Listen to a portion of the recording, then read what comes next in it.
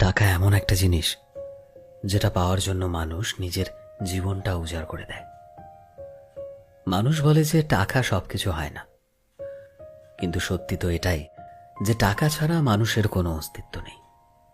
হাসপাতালের অসুস্থ মানুষটা জীবনে বাঁচা মরার সাথে লড়াই করে চলেছে, কিন্তু ডাক্তারের প্রথম কথা হলো আগে টাকা জমা করো, তারপর চিকিৎসা হবে।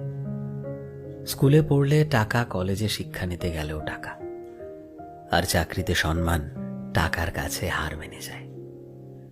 কোথাও গেলে টাকাটাই সবার আগে দরকার হয়। টাকা থাকলেই মানুষ মানুষকে মানুষ ভাবে। টাকা ছাড়া মানুষটা যতই সৎ ভালো মানুষ হোক না কেন, সমাজ সেই মানুষটাকে অবহেলা করতে শুরু করে। বাস্তব তো এটাই যে টাকা শুধু দরকারই হয় না, আজকের মানুষের প্রয়োজন হয়ে উঠেছে।